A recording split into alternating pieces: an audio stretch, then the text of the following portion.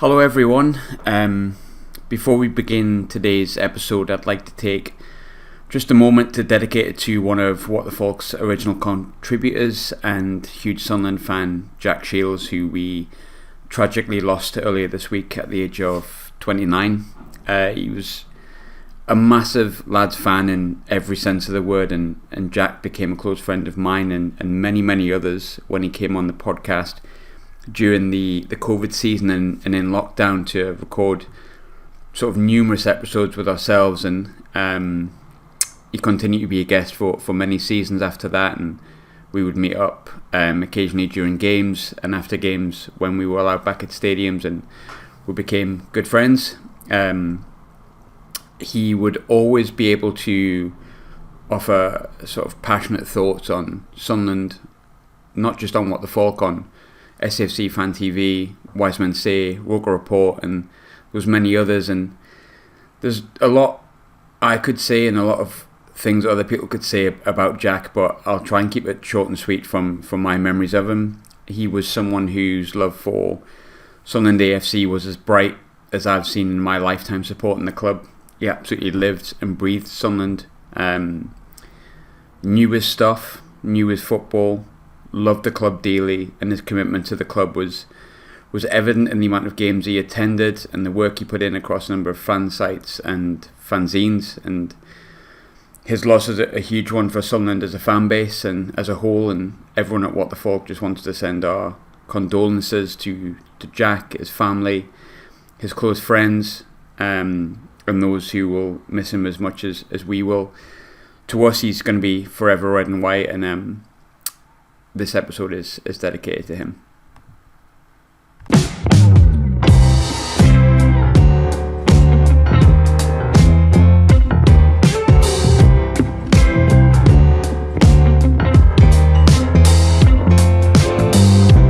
Hello and welcome back to the final What the Falk preview show of a wildly mundane 23-24 season.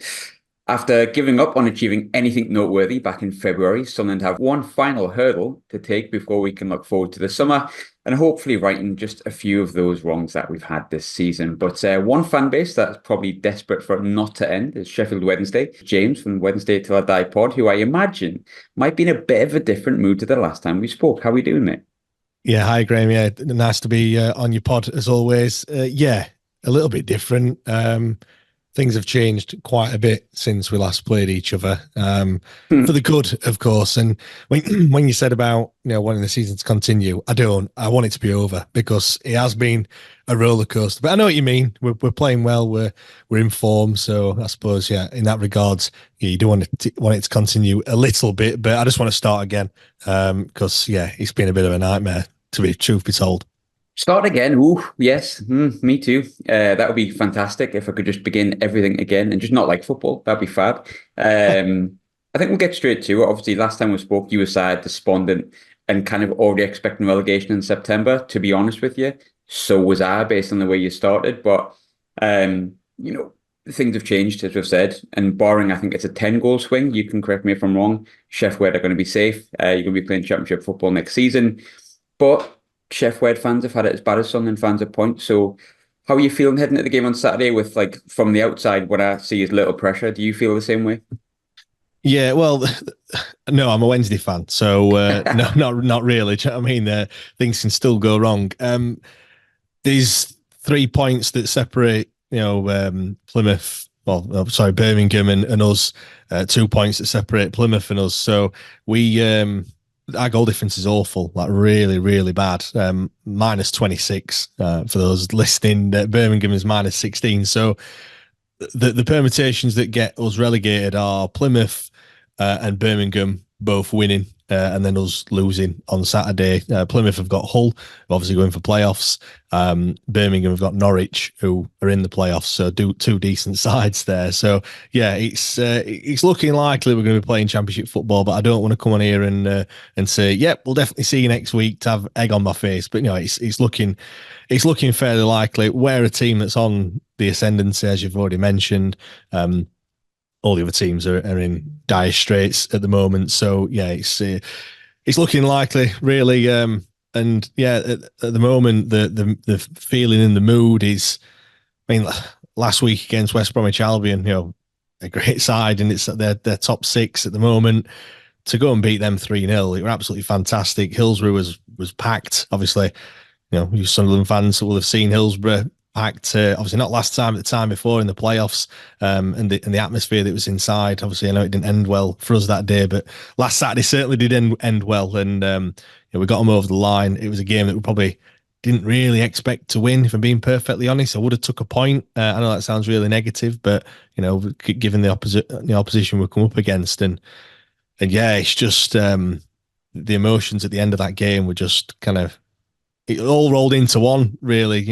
Like you said, I didn't think we'd be getting anywhere near safety. I thought this would be an absolute dead rubber in terms of we'd be already relegated. You'd be, well, it's certainly a dead rubber for us anyway, but yeah, it's certainly not panned out that way. So I've gotten that the wrong way around. So technically, you lose, which isn't probably going to happen, and Birmingham win, or you draw, or Birmingham and Birmingham win. Their goal difference is 10 better, not the other way around. Is that right? That's right. Yeah. So as you can see, I do my research, James. As you can see, of course, but yeah, we basically we need to if we get a point, that's good enough because Birmingham can't catch us. We'll be safe with a point. If we lose, Birmingham win.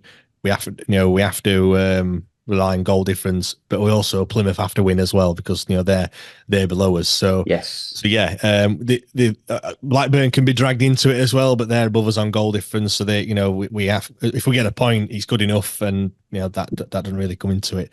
So yeah, there's quite a few permutations. Obviously, as you get close to the end, the permutations get easier. I can remember last week just trying to work it all out and just getting myself in a right old mess with because it's still quite a few teams involved. It's very rare, one, for it to go down to the final day, and two, to have so many teams involved in it. I mean, Huddersfield aren't they're not mathematically relegated, but they need an almighty swing, and they've got Ipswich on this weekend, so that's not going to be very easy for them, is it? I think, yeah, I watched Ipswich last night. That's not going to make that. Then they're not getting out of it, I don't think. And yeah, I'd be from the outside looking in, I'd be really surprised if you don't get a point at the stadium, like, to be completely honest, especially based on, as you touched on, the last performance that you had. I think, look, we've beat West Brom home and away this season. The second time with 10 men. The other one was like just a good performance. West Brom are a really good side. But I watched the highlights. Their playoff chasing is in, i.e., they're more or less in the playoffs, so it's not already secured in it, and then you went and battered them 3-0. It sounds good. It looks good. The highlights look decent. How good was the performance? Do you know what? It's probably the most complete performance of the season. Now, I don't think anyone was a 10 out of 10. Nobody did anything flash or anything like that. It weren't a total demolition, even though 3-0 probably sounds like it. It was just, as I said, just a complete performance. Everyone knew what they needed to do to a man. We got the goal in the first half, which kind of steadied the ship somewhat and quite, made the nerves. Well, to be fair, I think my nerves were worse going 1-0 up, to be honest. But, it kind of, you're thinking, all right, we started pretty well. We limited them to very, very little. They came through the middle fairly easily, but it was almost like they got to the 18-yard box and we just, we stood firm and didn't let them pass. And they created very, very little. And then, yeah, you're going at half time, 1-0 up. Like I said, nerves are jangling. You're always thinking, we need that second goal. The second goal is vitally important. And thankfully, we got that one. Ike Ugbo, if you've seen the goal, it's at the near post. No keeper saving that one. It's fairly close range. Like I said, fantastic finish. He's not scored many goals in recent weeks. He scored 6 in 6, but he's gone off the boil a little bit and not scored in a fair few games. So it's good for him to get another goal. And then, yeah, Josh Windass, third goal, 3-0, absolute dreamland. And the West Brom players were getting irate. That third goal, quite a few West Brom fans departed Hillsborough and went off back up to the Black Country. And yeah, it was fantastic. It was, like I said, it was a full house. It's always a bit nervous when there's a full house over 30,000 fans. I know that's probably the norm for Sunderland, but we don't get it that often at Hillsborough, and they certainly put on a good show. And like I said, we came away with the 3 points and all but secured safety because nobody's done us any favors this season. No, all the teams at the bottom have gone to the likes of Leicester or Leeds or Southampton and turned them over, and we've not done that, and we've had to do it the hard way. But yeah, look, I said to people, if you've still got a chance of staying up at the last game at Sunderland, well, first of all, I said I hope we don't have to go to Sunderland and get something, but here we are now, and actually, I'm quite thankful that we've that we need to get something to stay up, because that means we've not been relegated. I think when you look at the past few seasons for Sheffield Wednesday, I mean, we've had 2 playoff campaigns. This season's been shit. Like, there's nothing to play for either side of the table, which is boring at best. Sheffield Wednesday fans, past 3 years, you've had a 93rd minute defeat, of course, to us in the playoff in the semi-final at home after getting back into it and arguably looking like you might go on to win it at that point. So you've had that disappointment. Then I watched the playoff final last year and I thought, oh, bloody hell, Barnsley are going to take this to pens. And as a neutral, I wanted this to go to penalties. I love penalties in the playoffs unless Sunderland are involved. Josh Windass scores a diving header, sends thousands of Wednesday fans in an absolute ecstasy. And then this season, you could be at the Stadium Light, like full circle, celebrating you staying up in the Championship. How's the heart been the past few years? How's the nerves and the emotion been the past few years? I had hair before we started. That's you used to vanished. have you were like Scott Brown now, but like you're now like Scott Brown back in the day. Yeah, in reverse. Scott Brown in reverse. Like most people, he's just a freak of nature with that hair. You missed off the season before as well, last minute getting relegated by Derby County in 2021. So Harry Roberts. That's him. Yeah, and Martin Waghorn, who scored a penalty late on. That was a 3-3. I don't want to say thriller, because it wasn't really a thriller at all. But yeah, it's been 4 seasons of just a roller coaster of emotions. Like I said, the relegation, playoffs, winning the playoffs, and then you're thinking, you know what? I wanted a season like Stoke, 12th. Will do me absolutely fine. Maybe like you on the beach already. I would have just taken a boring season, but alas, it never happens. And it's just up and down. These things off the pitch that are going off, which are just not helping either. We seem to have got the manager situation sorted out, but pre-season will soon be around, and the summer transfer window will soon be around. So that'll all flare up again when inevitably the manager doesn't get back. So yeah, it's just been, like I said, I keep saying it, a roller coaster, being a Sheffield Wednesday fan. It's never easy. We'd never do it the easy way in anything. We could have got automatic promotion last season, but we just decided to throw that away and give Peterborough a 4-goal head start. So, and then, Championship's too easy, so let's just give teams a 12-game head start until we win his first game of the season. Like I said, we just make it difficult for us, and it's entertaining for a neutral. Do you know what? You guys had a Netflix show. Netflix were very, very close to doing something with Sheffield Wednesday. I think it must have been the season. The season after you beat us, so the season when we got promoted, it might have been that actual season. Talks fell through and it never happened. They must be absolutely kicking themselves, because they would have got some right mileage out of us, over these past couple of years. Well, it's difficult to watch, like as a Sunderland fan. Although I loved watching season 3 because I had the lovely ending and the fans were involved in that and stuff like that as well. You're absolutely right with that. You see these documentaries about City, United, Spurs, whoever it may be. Like, fuck that off, Netflix. You need to go down to like the bottom end of the Championship or the League One, like teams in total turmoil, and that's where you'll get the true TV. Because I would watch a Sheffield documentary. I would definitely watch that based on the past few years, because I mentioned before, but you scored a 120th minute winner at Wembley, completely forgetting that you had to overturn a 4-0 first leg defeat in the same campaign. So yeah, that was one Netflix definitely missed out on. Now, I know you probably don't want me to go back to it, but it's funny. It's like you talk about things being contrasting. Last time we played each other, I was on a plane watching on the Wi-Fi, going over to Tuscany to sun myself up in a wonderful villa, and everything was great, and Sunderland were going to make the playoffs and Sheffield were going down. We'll go back to that. We were 2-0 up after 7 minutes. I had a bit of a laugh to myself and turned the Sky Go off. I thought, brilliant, we're fine. These are absolutely shite. And you basically told me beforehand you were shite. You turned out to be shite, and I was like, they're going to be the worst side in the league. They're going to get relegated straight back down. What a waste of time that dramatic playoff season was, or campaign they had was. Um, things have changed, as we've said. But before we go into the brilliant job Danny Rohl's obviously done, Cisco Munoz is the only manager in your history to have a 0% win rate, which I'm sure does not shock you. How will Sheffield Wednesday fans look back on the Munoz era now you've had a few months to kind of get over the PTSD of it? We look back at it with, well, we hope it never happened, or wish it never happened, and it could just get, we want Will Smith to come in with the Men in Black little zapper and just forget about it all. To be honest, it's we can look back and laugh really, just at how bad it actually was. And I think the thing that's even more surprising is, some of the players that he brought in, we thought were absolutely dog shit, but then now, Danny Rohl's turning water into wine. Some of those players that actually came in, Paul Valentin, Masaba, Gassama, are actually doing the business. But that's nothing down to Cisco Munoz. Like I said, I think he could do that with anyone. To be fair, but yeah, it was really, really bad. There was no style of play. The thing is, as well, I get things don't work. New managers come in, they have new ideas, and they try something different. But we didn't see it. I couldn't tell you what they were trying to do. The first goal went in and we were just going to lose the game. His last game was against West Brom.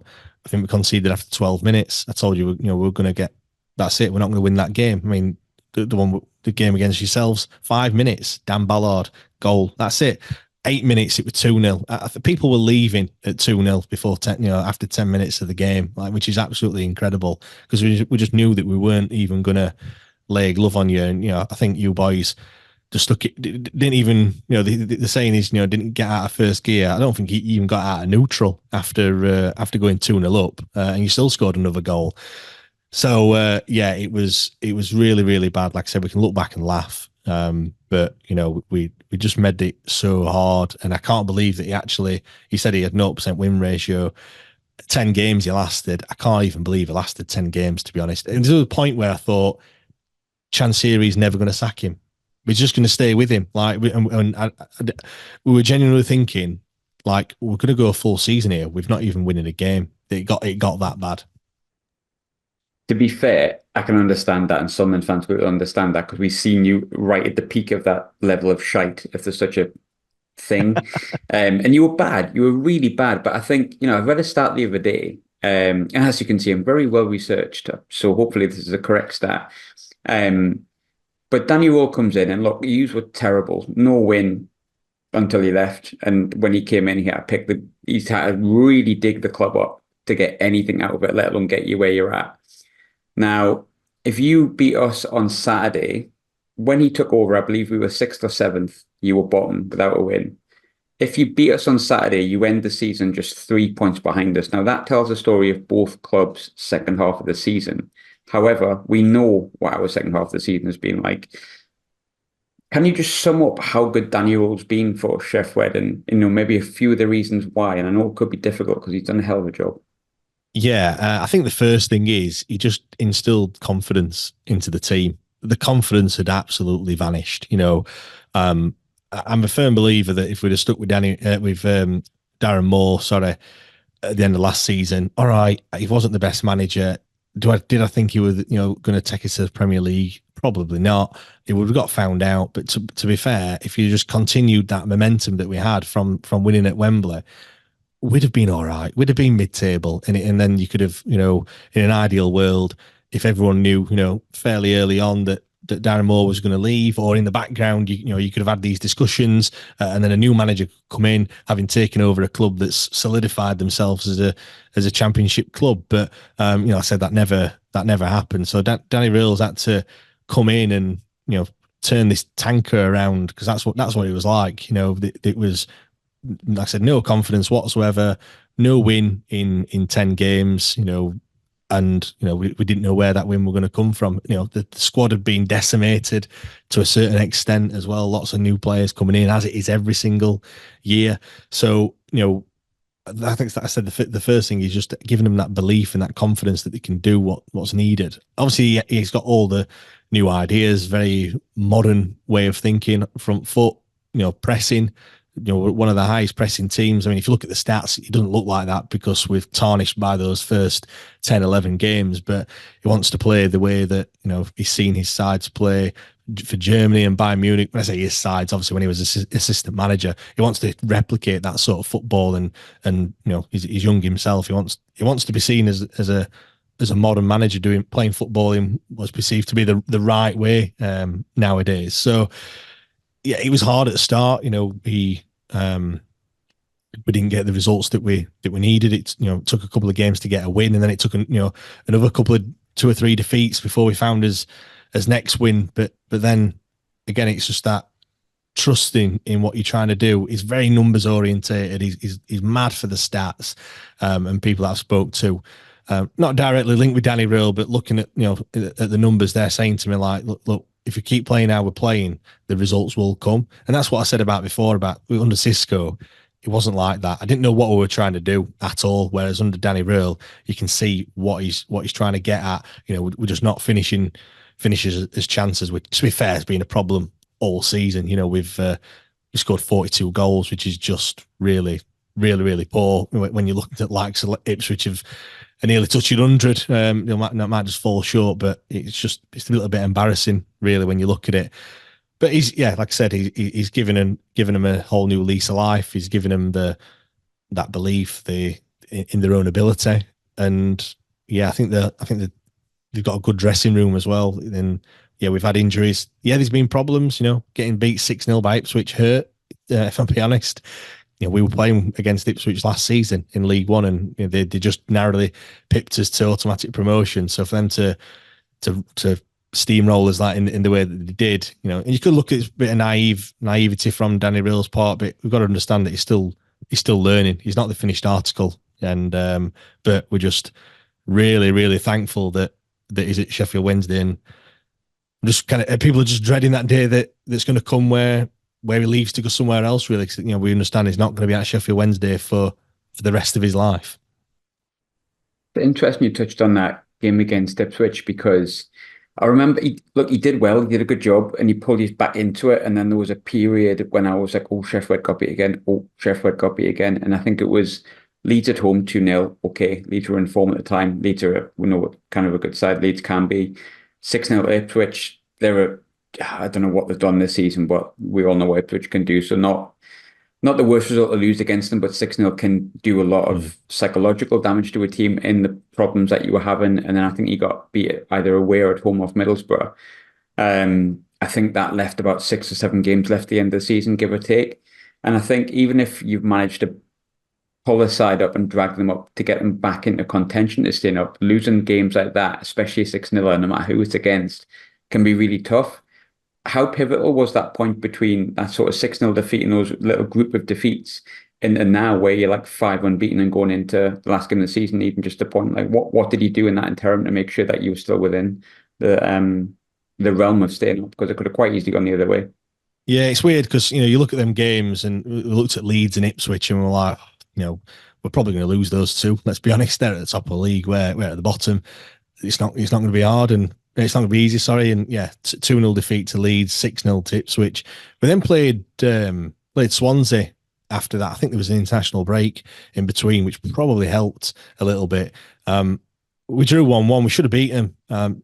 We should have beaten fairly comfortably, but we didn't. And it was a bit deflating. And we were thinking, then we've got Middlesbrough away, and then that was a 2-0 defeat. I mean, that was our last defeat at that point. And I think I'm trying to remember when it was. I'm really optimistic. Throughout the season, once Danny Rohl came in, I'm like, there's a lot of time left. There's a lot, we can still do it. It's not, it's not impossible. I think the Borough defeat was the point where I said, that's it. We're not staying up. We're going down. I think all the results probably went against us as well.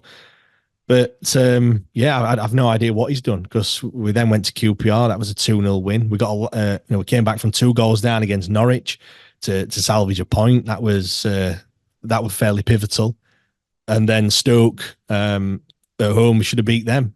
And then we've gone to Blackburn, 7,000 away fans at Ewood Park, 3-1 win. You've probably all seen the absolute howler that their keeper had for the third goal.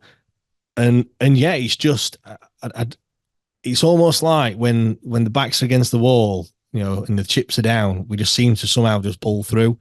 Yeah, we've had blips in the 4-0 Huddersfield was absolute awful defeat. That was a massive 6-pointer. But then we're going to play Birmingham in the next league game and beat them 2-0. So we've always seemed to kind of bounce back a little bit. Like I said, I felt like we didn't really bounce back after the Ipswich defeat, but here we are now. And as you mentioned, five games, 3 wins, 2 draws, and scoring goals as well, which is something like I mentioned earlier, we're struggling to do this season. Do you want any confidence going into Saturday? If you're feeling any kind of slight nerves, touched on Blackburn there. They beat us 5-1 at home.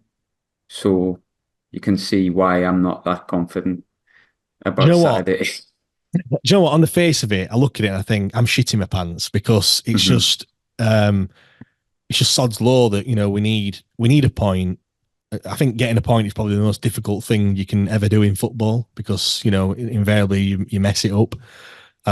Yes, there's 2 other teams that have got to win. 2 other teams that are equally as shit as us, and they're probably worse than us at the moment. Well, in terms of the form guide, anyway. But they've got to win as well. But it comes down to just literally one. It's just 3 games of football, and there's this one set of results that sends us down. But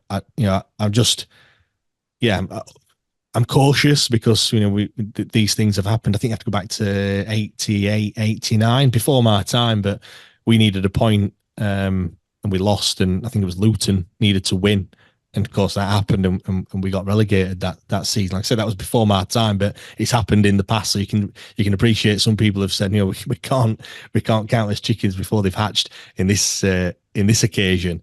But then I look at your form and I look at how you are at the moment, and I've been speaking about us not scoring goals, and you're very, very similar. Was it 1 goal in your last 5 games? I think it is. Very, very low scoring affairs, and I'm just I've seen a few nil-nils that you've got in there. I would happily, if you said to me now, Graham, you can have a 0-0 and we can just walk off and finish. That's absolutely fine by me. If they just want to pass it around a bit, getting up the passing accuracy or anything like that, absolutely fine. I'm all for it.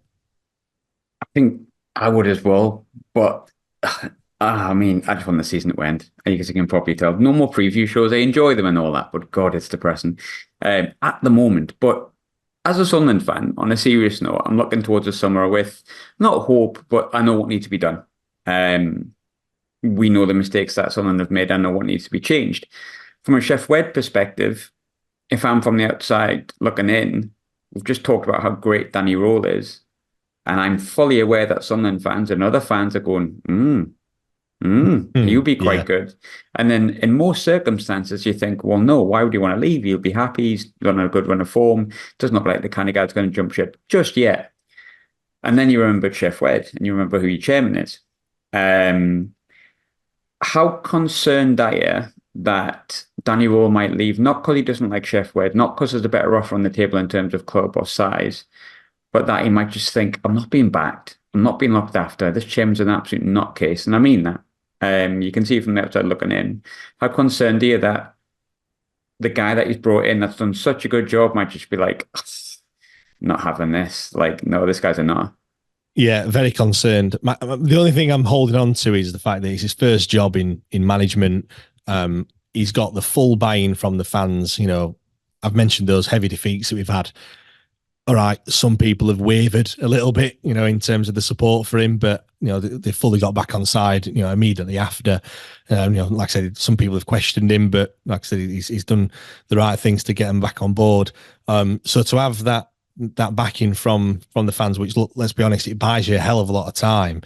You don't get that everywhere. Everywhere you go, you don't get 30,000 plus, attendances everywhere. All right. You get a Sunderland, a very passionate bunch like we are. But like I said, if that deal's on the table, maybe he'll consider it. But if another deal's on the table, Bournemouth, for example, yeah, it's Premier League football, but you'd walk in. I mean, I bet there's times where he's walked out of Hillsborough and gone, wow, like, the sounds, the noise is incredible. You're not going to get that at Bournemouth or anything like that. And I know that's not what football is all like. It's not the be all and end all, but it makes a massive difference. And it should be. It should be.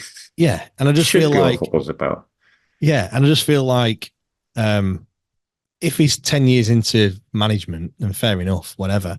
But when you're just starting out and things are going well, things are going right, you can do no wrong according to the fans. I just feel like you just stay to try and hone your ability, especially if you've kept them up as well. Your stocks will be really high. It's only going to get it's only going to get higher, really. You can always fall back on the fact that the chairman is an absolute nutter. So it goes in your favour for him. My only worry is that, he's going to be, if he's being promised certain things and then they don't get delivered, and you have got other deals on the table, you might think, well, I'm going to make it a lot easier for myself. But yeah, the message is clear to Chansiri, just back him in the summer. That's really all. No, we're not asking for 10, 15 million pound players.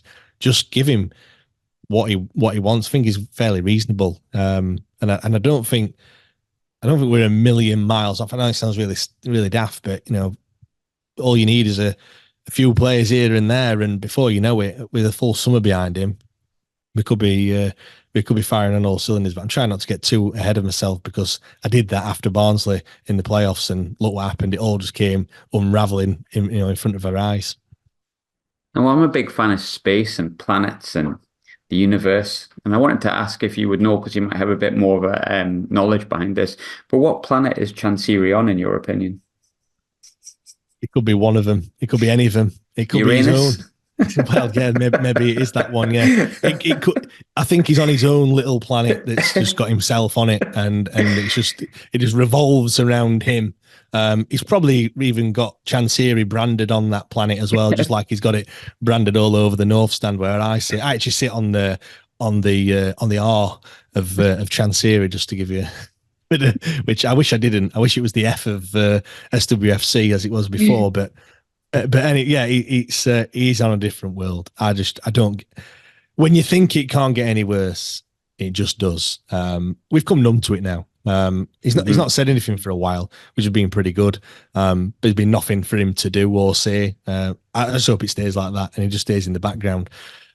Chairman, my dad used to say to me when I was younger. Probably can't say this anymore, but children should be seen and not heard. I got told that when I was a young kid. Like I said, probably outdated now. Chansiri should be he shouldn't be seen or heard, to be honest. So just go away. Is there a chance of him going? Because I remember when we had Stuart Donald, Charlie Methven, and there was an underlying feeling that, look, even if we do get promoted, they're going to have to sell because they're useless. Like, they can't do anything right, and we're always going to be in this kind of cloud, or we're always going to have a ceiling whilst that person's there. Chansiri just seems, I think I posted at the time before Rohl came in and stuff, I was just like, look, this is not on what he's doing and what he's saying. Like, you cannot treat football fans like that. Where's the fit and proper owner test? And look, there's about 1 million different owners I could apply that to, but I imagine as a Sheffield Wednesday fan, all that positivity and all that kind of stuff, there's a little nagging feeling in the back of your head that says negativity, this guy's still here. Can Sheffield Wednesday really move forward until, he goes? No, we can't.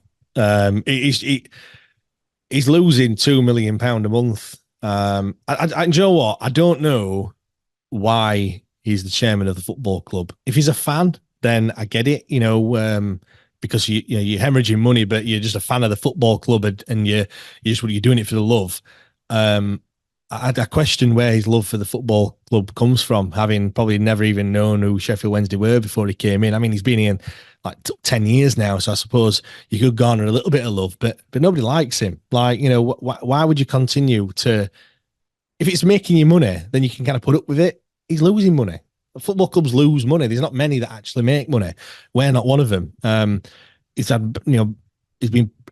I'll give him the benefit of doubt. It's probably been poorly advised. He created a lot of spoof businesses so he could just put the money into the football club. D-Taxis is a very well-known one, a taxi firm that's got no taxes. But anyway, the T-shirts, the shirts were made by Elevate. It's the only drinks company that now branch out into doing T-shirts and football shirts as well. Again, just absolutely baffling. I see why he's done it. He can put his own money in and get around the loopholes. But what he did in doing that is just decimated the whole commercial aspect of the football club, because he no longer needed money from elsewhere because he was putting his own money in. But now he needs that money. Obviously, COVID happened and everything else. but he's having to like start from the ground upwards, and there's you can't just suddenly just click your fingers and then I don't know, a £10 million sponsor just comes walking through the door when you've already proved that you're an absolute nutter to work with. So yeah, he needs to go for the goodness of his own health more than anything else, and for ours as well, because now is probably a time where, for me, what I want him to do, roll the dice once more. I don't mean, like I said, buy £10 million players. Put some decent players in there, solidify as a championship club that finishes 10th, 11th, 12th, or whatever next season. The club will then be worth more money because nobody's going to buy us now because we're a bit of a yo-yo club and could still go down into League One, and then there'll be a championship club for sale. That's what I think he should do. Whether he's going to do that or not is anyone's guess. Yeah, there's plenty, much like Sunderland, there's plenty of potential in Sheffield if you can get it right, which is sometimes the hardest thing on the planet. But when you get this so drastically wrong, you might as well try and do your best to hand on to someone who could maybe turn into something that what it used to be. But it's a question I used to like asking this one. It's going to be my final question before I ask for predictions. I hate asking it now. What do you think of Sunderland? What have you made of? We've had our own issues this season. How does it look from the outside? Yeah, you just drop like a stone. You should never have got rid of Mowbray. Really, I think he was doing all right. It didn't look like things were going too wrong from the outside. Maybe things were a little bit different, and maybe upset with the style of play and everything else. But you've got to look at the results more than anything. And how many times? I mean, Birmingham is another prime example. Getting rid of the manager, and then look at where they are. They could be playing League One football next season. You've probably just, if the season was 4 or 5 games longer, then you'd probably be looking over your shoulder a little bit. So you've just been saved just by the timing more than anything. But no, I think last season you had a fantastic season. Try to do what Ipswich have done this year, and I think sometimes that happens. Teams use that momentum, and then they get a bit. I don't want to say greedy, but they get so close and they just want to get that final push, and they gamble a little bit. And well, in your case, it's not paid off. I'm shocked to see where Sunderland have fallen to. If I'm honest, I thought you'd be a shoo-in for playoffs again. I can't remember what my predictions were at the start of the season, but you would have been definitely up there. I think you've got some fantastic young players as well, and I thought you were really going places. But yeah, something's obviously gone horribly wrong. Yeah, Michael Beale could be that. Yeah, that could be one of them. We'll go from there. We can kind of go a bit before him as well. But anyway, that's for the season review and the kind of therapy session that we've been having at the weekend. But I've predicted 0-0 for the past 4 weeks or something. And then I went on an opposition podcast and said 1-0 to Watford, which would have been right. And I'm a bit sad I didn't say that because I think I've only got 3 right this season. I think you'll be comfortable on Saturday. You're scoring goals. We're not scoring goals. Defensively, we look... I mean, partly solid because we kept some clean sheets, and then other times we just look like shambles. And we're capable of shipping 5 goals at home to Blackburn. So I think it'll be quite comfortable. I think it'll be a good day for your fans. Largely a day that we don't really care about because we just want the season ended. And I think you'll be a comfortable 3-0. It's funny you said 3-0. I'm going to go 3-0 Wednesday. Only because you beat us 3-0 in the reverse fixture, so just to level it up, really, more than anything else. It would also make it very nice if we could get an early goal and just settle those nerves, knowing that it needs to go horribly wrong from this point for us to even entertain relegation. That'll be nice. As I mentioned before, if you could fast forward to the end of the game and it would just be 0-0.